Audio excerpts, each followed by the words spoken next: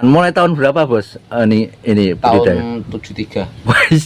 73 tuh saya belum lahir loh bos. 1973 berarti ya. Wah berarti Mas Mustar Peninggalan orang tua. oh jadi terus mulai mengelola emasnya Mas Mustar tahun Aku 99. 99. Jadi dulu itu orang tuanya itu mulai 1973 itu saya belum lahir bos. Mas Mustar ini terus diteruskan sama Mas Mustar 1999 mau tahun 2000 berarti sudah 20 tahun lebih ya bos ya. Tapi tetap bertahan di budidaya. Assalamualaikum warahmatullahi wabarakatuh. Selamat jumpa lagi bosku dengan LB Shop channel Orang Desa. Mudah-mudahan para bosku selalu diberi kesehatan dan selalu dilancarkan rezekinya, amin. Kali ini kita berada di Dusun Bancar, Desa Singkalanyar, Kecamatan Prambon, Kabupaten Nganjuk bosku. Ini di lokasinya Pak Mukhtar di pemijahan ikan. Pak Mukhtar ini kebetulan tuh bertepatan dengan kemarin yang review. Ada salah satu bosku itu bertanya kalau diambilkan air dari sungai gimana. Ini di Pak Mukhtar ini kebetulan untuk kolamnya itu pengambilannya itu dari sungai bosku. Jadi yang kolam untuk kolam bawah untuk induk-induknya ini pengambilannya dari sungai. Kalau yang di sana itu di atas untuk pemijahannya itu pengambilannya dari pompa air atau dari mata air diambil dengan pompa air listrik. Terus plus minusnya itu bagaimana nanti akan saya uraikan, akan saya jelaskan ke bosku. Tapi sebelum itu bosku tolong dibantu klik subscribe-nya, bunyikan loncengnya agar bosku bisa mengikuti video-video terbaru dari kami. Bagi yang sudah subscribe saya ucapkan matur suwun, terima kasih. Di sini itu saya tanya itu beliau ada sekitar 200-an sampai 250 induknya bosku. Itu di sebelah sana itu sungai besar yang tidak pernah surut airnya, itu mengalir terus. Makanya untuk pengambilannya kolam-kolam ini diambilkan dari sungai. Kalau di tempat saya itu kan sungainya itu berapa mungkin 1 bulan sekali itu enggak mengalir ya. Kalau di sini tuh airnya mengalir terus, makanya diambilkan dari sungai. Cuman saya tanya itu beliau katanya itu risikonya sama bosku.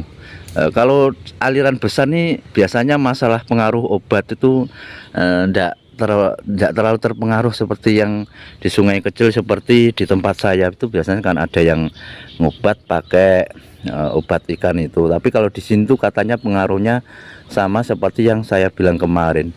Jadi ikan yang dari sungai itu otomatis masuk bosku, masuk ke kolam-kolam ini. Itu padahal katanya itu sudah dikasih filter atau dikasih sarangan itu ya kecil sekali sarangannya. Cuman masuknya ikan itu pada waktu ikan itu masih kecil ya, paling sebesar 1 cm, terkadang masih habis menetas itu masuk ke kolam-kolam ini dan akhirnya itu ternyata juga mengganggu. Kalau untuk indukannya ini katanya itu kebanyakan mengganggunya itu pas waktu bertelur bosku. Jadi ikannya itu kebanyakan ikan tawes yang masuk, ikan tawes. Terus ikan yang ada juga ikan yang kanibal itu. Pas kalau masuk itu kan kalau ikan liar tuh besarnya pertumbuhannya itu kan cepat bosku. Jadi memakan telur-telur yang mau diambil. Jadi modelnya kalau di sini Pak Mukhtar itu tidak di-skat atau diindukkan seperti di Pak Dugi kemarin. Jadi tapi langsung dikasih susuh bosku, dikasih tempat bertelur. Nanti kalau telurnya sudah ada telurnya baru diangkat. Nah itu kalau terlambat ngangkat tuh biasanya resikonya kalau ngambil kalau ada ikannya yang dari sungai itu ada yang makan. Makanya caranya itu kata Pak Mukhtar 1 tahun sekali itu pasti untuk tempat ini itu induknya diambil.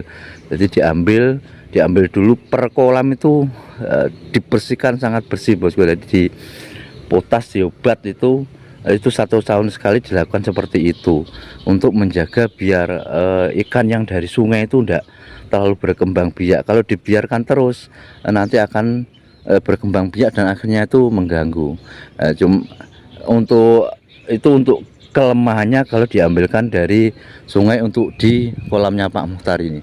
Ini semi alami bosku. Jadi samping itu dikasih ini cor beton, cuman yang bawah itu tanah. Soalnya memang tempat ini tuh antara sungai sama tempat ini tuh lebih tinggi sungainya. Jadi enggak mungkin kering, enggak bisa surut airnya. Tetap nanti walaupun itu nanti enggak diairi dari sungai, tetap airnya itu enggak surut. Soalnya di bawah posisinya di bawah sungai untuk dasarannya ini. Jadi kelebihannya itu ya yang jelas irit di pengairannya. Kalau kita pakai pompa air itu yang jelas masih beli pompa air, terus listrik untuk pulsanya. Nah ini enggak pernah dipakai bosku ini.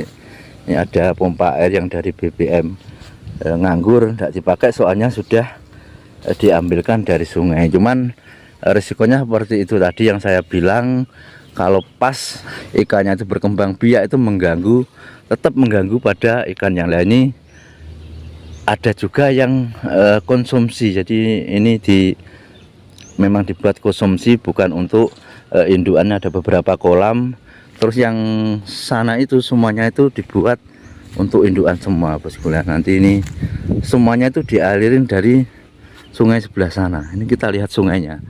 Nah, apakah memang sungainya itu mengalir terus atau tidak? Posisinya itu istilahnya gantung gitu loh. Jadi dasarannya kolam ini di bawah jauh sungai. Jadi masih ini sungainya bosku. Jadi masih di bawah sungai, makanya dialirin dari sungai. Itu kalau kontrolnya tidak bagus ya bisa malah meluap. Soalnya ketinggian permukaan sungainya itu jauh lebih tinggi lah. Ini kolamnya ada di bawah.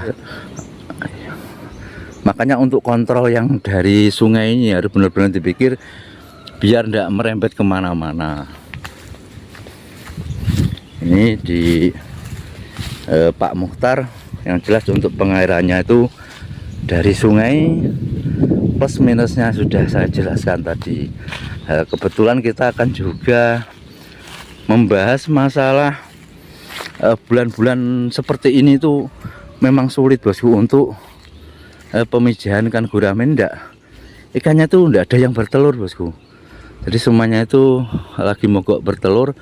Dan Pak Mukhtar sendiri itu sudah pengalaman bertahun-tahun, katanya kalau bulan 8, bulan 7, bulan 8, bulan 9 itu memang tidak begitu ambisi untuk menelurkan ikan guramehnya. Soalnya resikonya itu ikan gurame kalau bulan-bulan itu sulit bosku. Nah, ini makanya itu untuk pemijahannya itu banyak yang kosong. Soalnya memang niat tidak ditelurkan, lagi sulit katanya kalau bulan begini.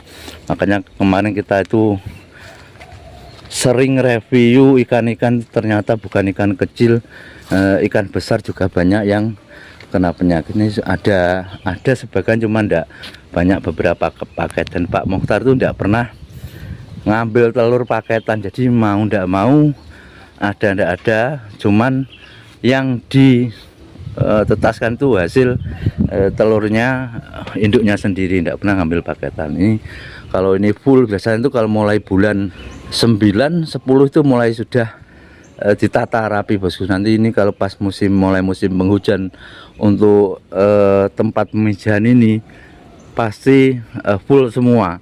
Soalnya memang kebiasaannya seperti itu. Kalau bulan-bulan 7, bulan 8 sampai bulan 9, mentok bulan 10 katanya memang tidak berniat untuk menelurkan ikannya. Soalnya rawan, sulit sekali untuk memelihara katanya. Ini induknya ada 200-250. Semuanya diambilkan dari sungai untuk pengairannya. Cuman yang itu tadi yang diambilkan dari pompa air. Soalnya kan tempatnya tinggi. Sebenarnya ini kalau diambilkan dari yang sungai bosku itu juga bisa, soalnya bawah atau permukaan dasaran kolam ini itu sama sungainya itu masih tinggi sungai. Cuman untuk pemijahan untuk ikan kecilnya beliau tidak berani diambilkan dari sungai, makanya tetap diambilkan dari sumber air, bukan dari sungai. Kalau yang besar-besar ini, yang indukannya ini memang diambilkan dari sungai, dibuat alami, airnya alami juga, kondisi kolamnya juga semi alami. Ini juga indukan semua di sini bosku. Tapi untuk hari ini memang berniat untuk tidak ditelurkan, soalnya memang lagi sulit. Nah, ini kita akan ngobrol-ngobrol dengan Mas Mukhtar bosku. Kenapa bulan-bulan begini kok tidak menetaskan? Tadi kita lihat sama penjelasannya air dari sungai itu ya kira-kira bagus apa enggak. Ini kita akan ngobrol sebentar. Mudah-mudahan nanti sedikit sharing ini bisa menjadi informasi bagi para bosku semua. Ini mau tanya bosku, untuk bulan ini kan bulan 7, bulan 8 ya, kok banyak yang kosong tuh, masalahnya apa? Apa tuh bibitnya kok banyak yang enggak bertelur itu, masalahnya apa? Sulit apa memang enggak ditelurkan kira-kira? Ini memang enggak ditelurkan karena pasarnya lesu. Oh, pasarnya lesu. Nah, kehidupannya juga sulit. Jadi bulan 7, 8 sampai bulan berapa biasanya itu? Bulan 9 ya? 10. Sampai bulan 10 itu sulit ya? Sulit. Makanya tiap tahun memang di bulan-bulan itu tidak pernah nyetok full ya? Ya. Nanti mulai start lagi bulan 10-11 mulai menelurkan lagi. Ya. Padahal itu kalau musim penghujan full ya semua itu ya. Jadi memang niatnya itu memang tidak ditelurkan, diberhentikan. Soalnya banyak yang gagal soalnya. Makanya memang tidak dibuat. Kok bukan masalah apa itu ikannya tidak mau telur, ternyata tidak. Saya kira tadi ikannya tidak mau bertelur, memang dari inisiatif Mas Mukhtar tidak ditelurkan soalnya lagi sulit bulan-bulan begini ya. Ini sulit.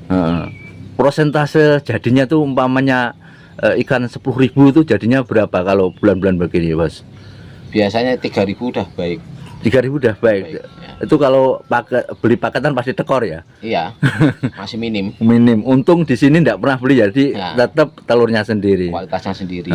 Jadi memang di Mas Mukhtar ini saya juga sering ngambil di sini bosku, anti banting. Jadi kecili wis dilatih kuat. Biasanya kalau di bakul itu kan cacingnya dibulkan. Di Mas Mukhtar ini pelatihan untuk purnya itu sudah dari kecil. Jadi ikan dipindah sudah beradab. Sudah dipur. Makanya dipakan pelet. Sudah dipakan pelet. Nyacingnya tidak terlalu lama ya. Iya. Terus ini mau tanya, pengairan dari sungai itu bahayanya di ikan liar ya kira-kira? Iya. Mengganggu sekali ya? Mengganggu sekali kalau bertelur. Nanti kan telurnya dimakan ikan liar sama itu. Ikan liar. Berarti nanti kalau sudah waktunya itu dibersihin, dihilangkan yang ikan-ikan liarnya itu. Jadi itu loh bos, kemarin juga sama. 1 tahun sekali. Nah, itu pasti ya? Pasti.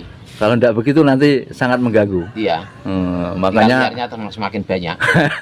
Makanya kemarin pengalaman seperti kolam saya juga pernah seperti itu, gagal panen gara-gara ikan liar. Tapi kalau di sini kan yang dari sungai kan cuma induknya bos ya. Iya. Kalau yang untuk pemijahannya kan tetap dari mata air, maksudnya dari sumber. Kalau induknya saja yang airnya itu dari sungai. Kalau di Mas Mukhtar ini tiap tahun rollingannya seperti itu bos. Ini banyak sekali untuk kolam-kolam di sini, indukannya juga banyak. Nanti kalau ada yang mau pesen untuk di wilayah Nganjuk, Kediri, mungkin bisa langsung japri Mas Mukhtar. Nomornya bos 081 335 088 062 Mas Mukhtar, tukang pemijahan di daerah Prambon. Ini orang tertua, yang paling tertua pemijahan di daerah Prambon bosku.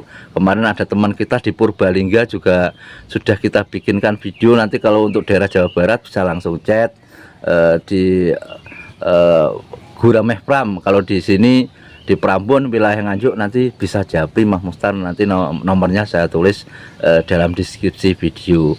Jadi kita budidaya ikan gurame itu yang penting tetap semangat. Mulai tahun berapa bos? Ini budidaya tahun 73. 73 itu saya belum lahir bos. 1973 berarti ya. Wah berarti Mas Mustar ini Peninggalan orang tua. oh jadi terus mulai mengelola emasnya Mas Mustar tahun Aku 99. 99. Jadi dulu itu orang tuanya itu mulai 1973 itu saya belum lahir bos. Mas Mustar ini terus diteruskan sama Mas Mustar 1999 mau tahun 2000 berarti sudah 20 tahun lebih ya bos ya. Tapi tetap bertahan di budidaya ikan gurame, tapi tidak cuma di bibit bosku, ada juga yang dikonsumsi. Jadi celengan ini yang konsumsi ini untuk bibitannya itu untuk putarannya bibitannya itu tetap jalan.